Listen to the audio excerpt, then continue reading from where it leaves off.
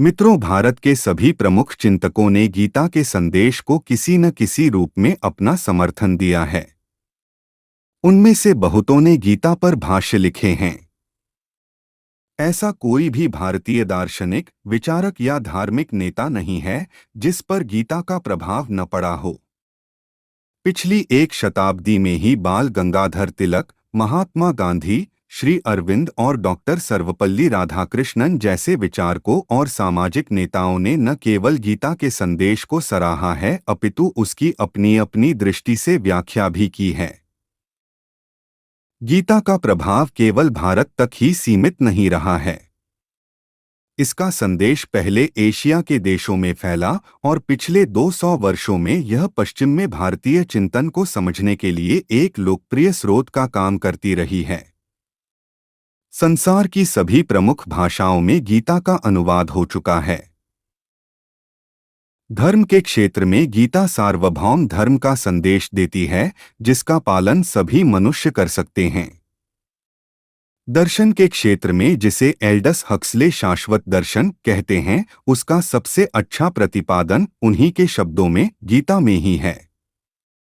इस प्रकार गीता का संदेश संसार के सभी देशों और सभी कालों के मनुष्यों के लिए उपादेय है। आधुनिक समय में अपने अस्तित्व से संबंधित संकटों से जूझ रहे मनुष्य के वैयक्तिक और सामाजिक विकास के लिए भी गीता का संदेश बहुत महत्वपूर्ण है। संसार की सभी संस्कृतियों के उत्थान और पतन का इतिहास लिखने और उसकी विवेचना करने के बाद अपने जीवन के अंतिम भाग में विश्व प्रसिद्ध इतिहासकार आर्नोल्ड टॉयनबी ने कहा कि मनुष्य जाति के सामने उपस्थित इस महान संकट की घड़ी में भारतीय मार्ग ही निस्तार का एकमात्र मार्ग है। गीता इस मार्ग को समझने का एक प्रशस्त उपाय है। गीता की पृष्ठभूमि महाभारत का युद्ध है, जो निकट संबंधियों के बीच लड़ा गया था।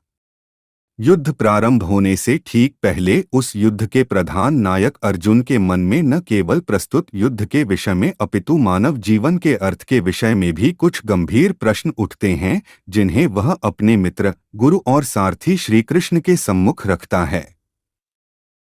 ऐसा प्राय होता है कि मनुष्य के सामने जब गंभीर संकट की घड़ी आती है, तब जीवन से संबंधित अनेक प्रश्न उसके लिए तीव्र अर्थवत्ता धारण कर लेते हैं। गीता अर्जुन और श्री कृष्ण के बीच हुए संवाद का आलेख है और इसमें मानव जीवन के सभी पक्षों को गहनतम स्तर पर देखा गया है। गीता महाभारत का अंग है, पर इसकी रचना महाभारत के लिखे जाने के बाद हुई लगती है।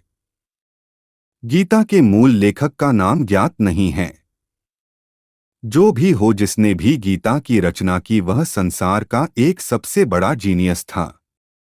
गीता में उस अज्ञात रहस्यवादी दार्शनिक कवि ने मनुष्य मात्र के प्रतीक अर्जुन और परमात्मा के अवतार श्री कृष्ण के संवाद के माध्यम से मनुष्य जीवन के संबंध में गहनतम दृष्टि दी है।